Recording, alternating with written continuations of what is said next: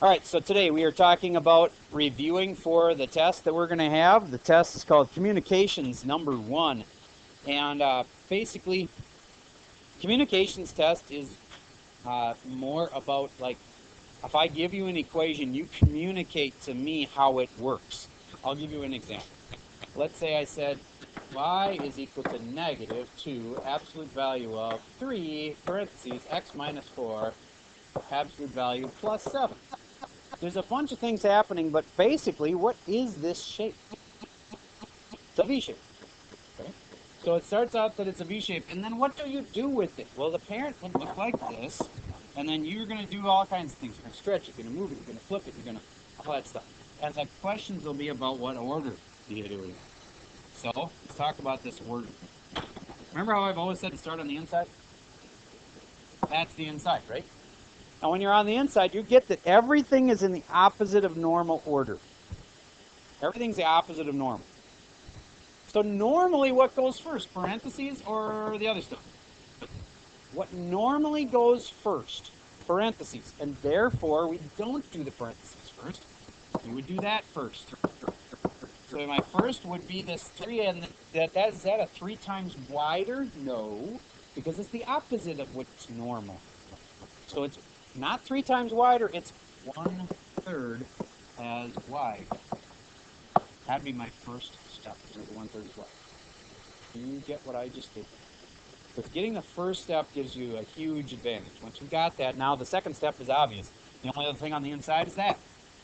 Okay, so that's 4 to the right. Now you guys know that one. Back to this first. Any questions about first or second step? Yes. Yep.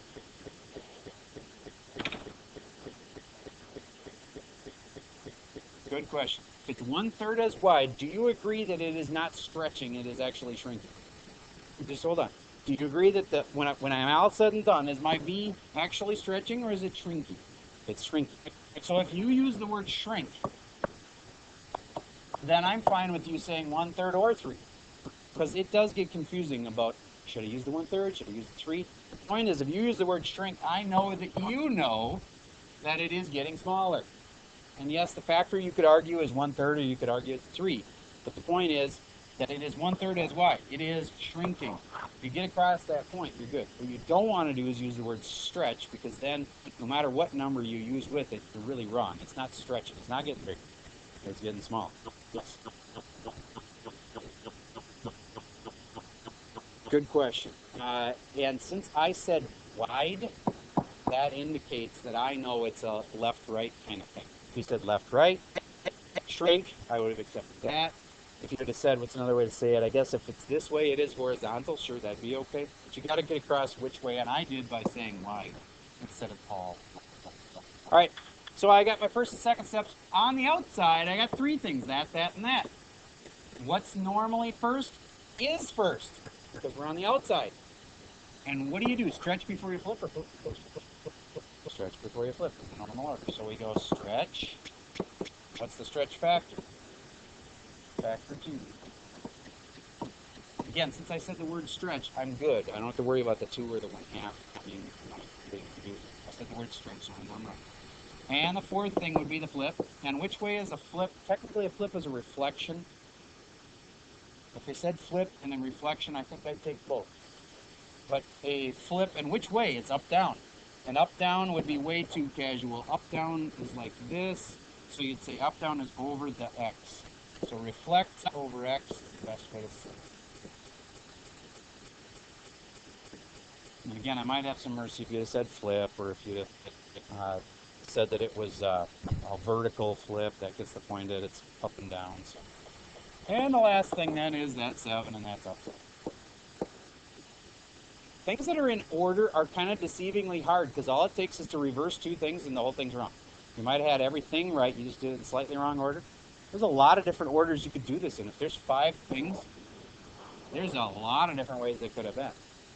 You think about permutations and combinations, if the order matters, that it's a P, a permutation, and there's 5 things, there's a lot of different ways you could have written this. And what I'm saying is, don't take these for granted that they'll be easy, because if you do one thing in the wrong order, you got it wrong. All right, let's see if you can handle one by yourself. Write this one out. Y equals 4 parentheses negative 2 parentheses x minus 1 parentheses squared plus 6. What are the 1, 2, 3, 4, 5 things in order? And I think the in order part is the hard part. Give it a shot.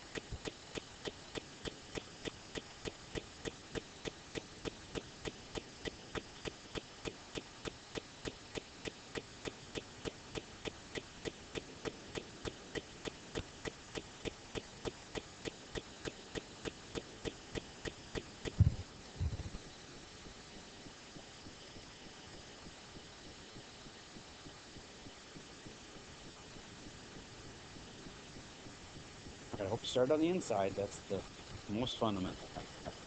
So I'm on the inside. Normally, our parentheses first. Yeah. So they can't be first. Because we're doing the opposite of normal. Then of these two, what do you normally do? Stretch before you flip. And therefore, you should flip first. Get it? It's opposite of normal. Okay? So you flip. Which way flip? It's left, right. You could call it horizontal. You could say it's a reflection. And if it's a left-right kind of a thing, it's going this way, it's going across Y. Over Y. Raise your hand if you started right. Good. Moving on to the next one. If it's flip before you stretch, the next thing is stretch. It's a stretch factor 2. Oh, I got burned there. It is not a stretch. It's the opposite of normal, so it's a shrink. Dang. First one I've made today. Shrink, S-H-R-I, 2 mistakes in a row, and K, shrink factor 2. Suddenly, I think I'm having a stroke. Can't write. Okay, number 3. I go to the last thing on the inside, which is a right one. And on to number 4. It's on the outside now, and therefore simpler. You do it in the normal order. And 4 would come before the 6 because it's a multiply. So that is 4 times taller. You said vertical stretch factor 4. That'd be awesome. And number 5 would be 6 up. Raise your hand if you feel like you understand this stuff. Okay, good. Moving on. You're going to be having a lot of word problems on these. So this is a simple word. This is like a R2 word problem. What if you had a square root that was stretched vertically with a factor of 7 and moved horizontally 3 to the right and was 1/2 as wide as normal. Can you write the equation for that? So it's a square root stretched vertically, factor 7, moved horizontally 3 to the right, and 1/2 as wide as normal. So you start by saying y. Then you know it's a square root. Square root. And then you got to stick in an x somewhere, so I'm putting an x in. And then, let's see. What is a stretch factor 7? Where's that? 7 where? On the inside or outside? Yep, that's a stretch vertically. So it's on the outside, factor 7. Moved horizontally 3 to the right. So that's this part. If I go 3 to the right, I'm going to go -3. And then 1/2 as wide as normal. 2 on the inside. They do the opposite of what you expect, so if I put a 2 in there, it'll make it 1/2 as wide. Raise your hand if you had that one right. Good. Moving on to the harder word problem kind of problems. So let's say we have a cylinder. I bet you don't know both formulas for the cylinder. If you do, write them down. Tell me the volume and tell me the surface area. And if you know both of them, I will be very impressed. And if you don't know both of them by tomorrow, they'll be very deep. Volume and surface area. I'm going to give you a list of formulas that would be important to know. I am not going to promise you this is the only formulas you have to know, but I will promise you that these will be a good list to know. So at least need to know these. For the volume, I hope you know the volume of this thing would depend on the base, which is a circle, pi r squared. And what else does it have that is affecting how much volume it would hold? The height. There you go, pi r squared height. We got it right. Raise your hand if you did. Okay, that's 3/4. Yeah. On to the next one, surface area. The surface area for that puppy is, you know what? Okay. Oh, the area of the base is pi r squared, so that's fine. But I think you want to know the actual pi r squared. Because in your formula, it's going to be hard to know what to stick in. When you have the radius, you're going to be like, well, where do I stick it? You want to put it right there. Yes? Oh, you know the surface area one. Hit me. Pi r squared, I agree. I'm going to put a 2 in front. Okay? Got it.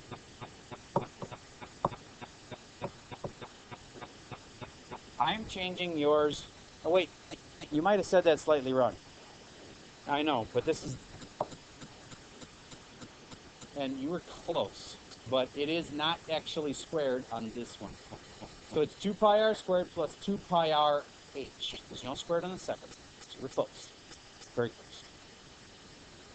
Now, why would you want to know this? Well, I'll give you another reason. Another group of smart people think you should know this. The ACT people. They require that you know all basic formulas. This is one of them. There's many formulas you have to know for the ACT. Like, they won't give it to you. They will give you some really super hard formulas. Like they'll give you the formula for the chain rule, for instance, or they might give you the formula for figuring out, what's that one trigonometry one where you could, law of sines, law of cosines, things like that that I don't even have memorized. I have a feeling they'll give you that in a problem, but they won't give you this. You have to know it. And they might say, here's your cylinder, and here's your radius. And what we've been doing is, instead of telling you it's like 8, we're saying things like, get ready, try some cylinder. If I know the radius is half of the height, tell me the surface area in terms of the radius. Let's say that again. If the radius is 1/2 of the height, then what is the surface area in terms of the radius? So they want an answer that looks like this. Surface area is blah, blah, blah, blah, blah, and it's got an R in it. Only an R. You're not supposed to have other letters in there. You can have a pi in there because that's 3.14, but you can't have other variables. All right, so my system for doing this that I've been trying to teach you is first draw a picture, next label the picture. You can't put numbers on there usually. You got to have like variables, like letters, like X. Or, and this wants it in terms of R, I would personally use R. Okay, if the radius is half of the height, but I'm going to call this the radius, then what should I put for the height? 2 R's. Very good. That way, that's half of that height. All right, and so now, if I'm going to put in my formula, I have surface area equals 2 pi. What do I put in for R squared plus 2 pi? What do I put in for R and what do I put in for H? Notice I made it like a skeleton. It's got empty spots in there. I can just drop stuff in. And now, what's my radius? It's R. And this should be squared. I sort of too squiggly. Plus 2 pi R. And here's the key to the whole thing. What's H? 2R. And here's my answer. If it asks you to simplify it, then you should simplify it. Okay, in this case, R times the 2R would make 2R squared. Times that by the 2 and you got 4R squared. H, you'd have 2 pi R squared plus 4 pi R squared. And there's no H in there, right? I'm make sure I did it right. Yep. And what's 2 pi R squared plus 4 pi R squared? 6 pi R squared. That one would be simple enough. I can see them absolutely simple.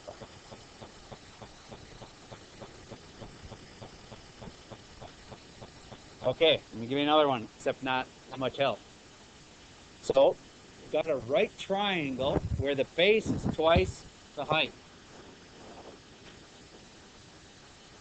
The base is twice the height.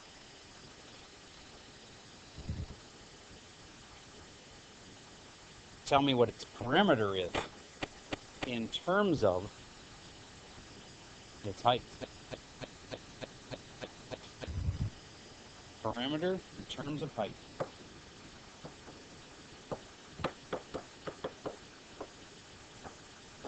Try it without me. I'm going to pause for a second. You started by knowing this was 2 times that one. So if I'm going to call that x, I'm going to call that 2x. Do you agree? Okay. Next thing, if I want the perimeter, don't I need to find this other side? Perimeter means adding up all the sides. Yes, it does. That's what perimeter means. So I'm going to need to add up this side plus that side I don't know. And how do I find that side? A squared plus b squared equals c squared. And I don't know this side. I'm going to call it c. This is going to be like a, and this is going to be like b, and they can interchange. It wouldn't matter. So I'm going to say x squared plus 2x squared. And what did I just do wrong that's really important? That's where b goes. B is 2x. See how the parentheses will make it totally different? Now the 2 is going to get squared. Without the parentheses, see how the 2 is not going to get squared? Some of you are going to make that mistake. Don't be one of those people. I would take the problem and watch what happens if I do it the smart way. Rewrite the a and the b with an empty parentheses. Now you can't make that mistake. When you drop in the x, when you drop in the 2x, see why I like to have you put an empty parentheses? You can't screw it up that way. All right, so now, if it's like this, I don't have c yet. I'm close. Square root, and if you forgot the absolute value, that'd be like the 5th time. You've seen that one. But since it's an absolute value, meaning the answer will be plus and minus, can you have a minus length for a side? And therefore I can throw that out. And the answer is just this right here without the plus and minus. And so I'd say that c is the square root of x squared plus, notice the parentheses, 2x squared. Can I put that all together? Oh, yes, you can. That'd be simple enough that we could ask you to simplify. 2x squared would be 4x squared. Right? Because the 2's get squared and the x gets squared. 4x squared plus another x squared. Do you get that that's 5x squared? Square root of 5x squared. And now, what's the perimeter? That plus that plus that. Okay, so the key on this one was knowing how to find that third side. All right, I'm going to give you another one that's very similar, but a triangle that's shaped this way is called a what triangle? Isosceles. And this isosceles triangle, the sides that are the same are 3 times as big as the base. 3 times the base. Find the area in terms of base. Now I'm writing scribbly, so I'll read it back to you. Sides are 3 times the base. So these are 3 times as long as that. Maybe you should draw it even skinnier so it actually looks like it. Okay. Find the area in terms of the base. You get this as x and this is 3x? All right. How do you find an area? Base times height. Here's the base. Is this the height, though? No. You have to find that. And this will be half of this, right? So that's 1/2 x. Finish.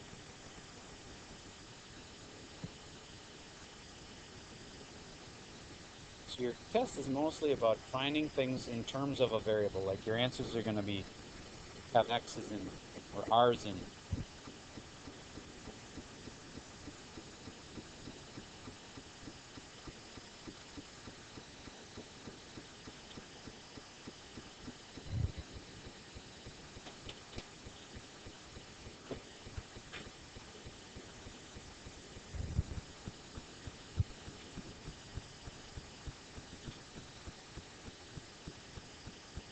Alright, so I hope you were thinking this side here is like one of those a squared, b squared, c squared problems.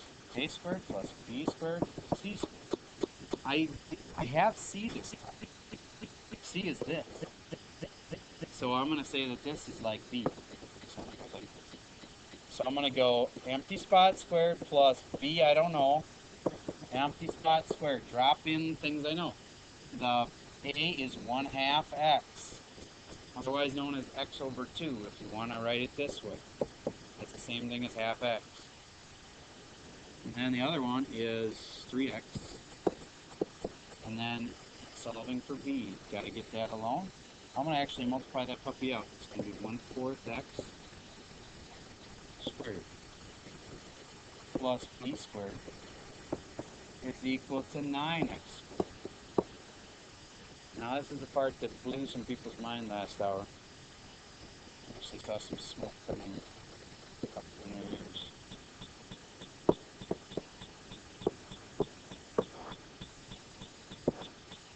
B squared, I'm almost done. Just have to take the square root of b.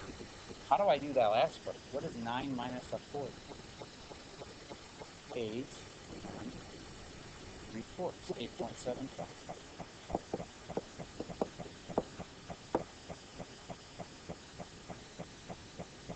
And then I take the square root.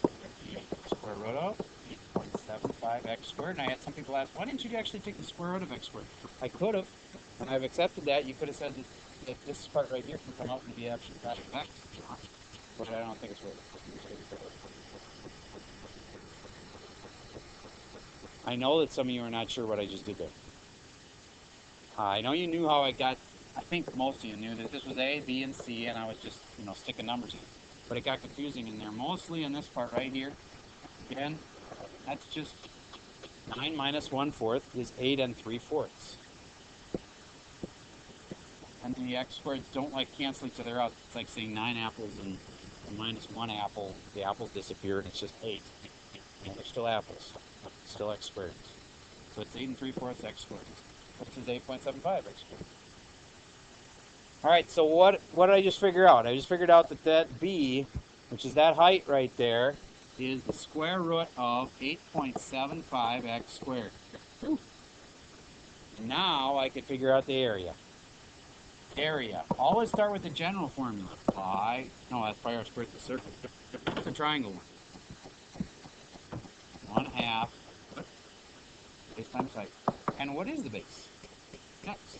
This is going to be easy. 1/2 x times, and what's the height? That's the hard part. 8.75 x squared.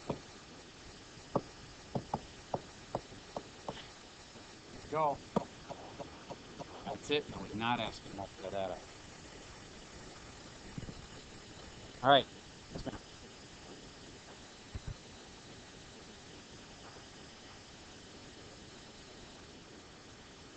I get you that there's going to be a fine line on how far do you simplify. And I can't give you something that would work for every problem. So I'm just going to say any problem that specifically says simplify, then you need to simplify it as far as you can. So, all right. And if you're like looking at one on a test and you're like, do you need me to simplify this further? Like to multiply this all the way out? I'll be clear about the directions. What do you need to simplify it or not? Yeah.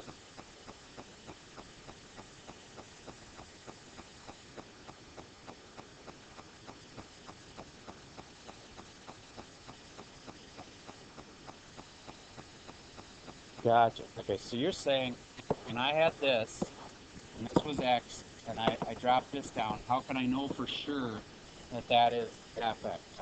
Okay? Because it's an isosceles triangle, it'll have to be that way. Because if I make my isosceles triangle like tilty like this, then you get how those legs wouldn't be the same. They wouldn't really be equal to each other. It wouldn't work. Okay, so don't worry about that. We're not going to try to trick you with that. You'll be able to drop an altitude down like that. That'll be okay. And it will divide it exactly in half. Half here, half there. Okay. Moving on. One other common problem is the border question. You've got this picture, an 8 by 10 sitting on your desk. Let's say it's looking like this. It's 8 by 10 this way. Okay? Let's say that there's a border around that picture of, well, if it was just a number, it'd be way too easy. So they're going to say X. The border is X inches wide. Draw me the picture, and then answer this for me. What's the area of the whole thing, including the frame? So you always start by drawing a picture. Label your picture. Figure out the general formula, and then stick the stuff from the picture into the formula.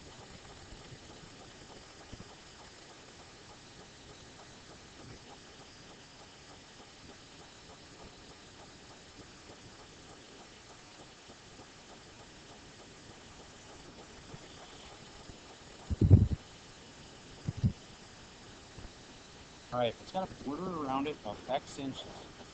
I don't know how big the border is, so I say, I think that's some distance X, and that's some distance X. So do you get that its area is length times width, or base times height is 6. And the base on this thing is not 10. This was 10.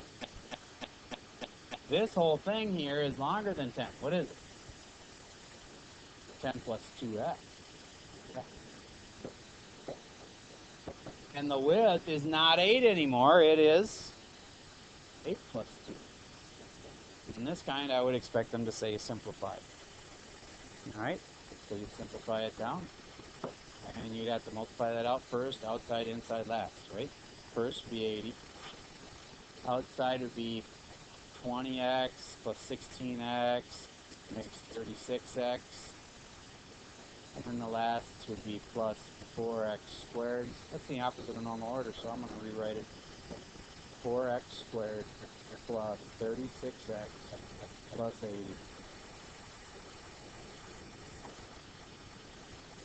There you go. And it boiled down to knowing the common mistake, of course, is to say 10 plus x. To forget that there's actually one here and here. 10 plus 2x. Okay, I wanted to end with a medium hard one so that you could feel a sense of accomplishment. Because I know these can be frustrating, but remember, there's a whole bunch of problems. They're not all super hard. Will there be a super hard one? Yes. Okay, can you get an A without answering a hard one? Probably not. Can you get a B without answering a really hard one? You probably can. If you don't make a lot of dumb mistakes, you can probably get a B on this test by answering like ones that aren't really hard, because there'll be a few of the really hard ones. But all it takes is to make a dumb mistake and not know how to do the hard ones, and now you're down to a C. That's no fun anymore. So you should know how to do the hard ones and just hope that you don't make too many dumb mistakes. All right, your homework is a worksheet, which I am going to, it's actually tomorrow's worksheet. I'm giving it to you early. I could have sent you home and just said, go do the other worksheet that you should have already done, but that would be kind of assuming you hadn't done it. And I hope you've already done it. So here is the worksheet that I would really give you tomorrow, but I'm only going to assign you half of it. So we'll do half of it today and then half of it tomorrow. Okay, so it's just one worksheet. So all I'm asking you to do is 3 problems tonight. Plus, if you hadn't finished anything, I suppose you should have finished. So here is the worksheet, and I'd like you to do 1B as in banana, and 3 and 4. 1B and 3 and 4. Which gives 6.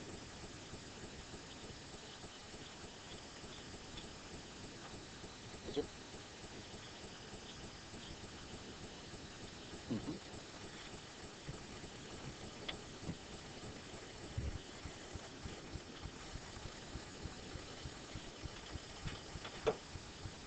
One B and 3 and 4. The rest of it we'll do the next day.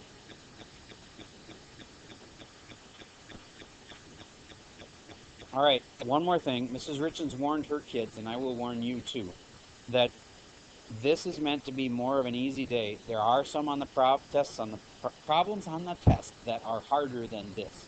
This is like the R2, maybe easy R3 kind. So don't get overconfident after doing this, like, oh, it's going to be easy. Tomorrow I'm going to give you a practice test in class. Not the whole size, full size, 9 questions, including an R4 thing, because that takes me forever. But I'll probably give you like 4 practice problems in class. We'll grade it like a test, and you'll get an idea of how prepared am I really. Okay, so don't get overconfident in this worksheet. It should go fairly well for you, because these aren't super hard.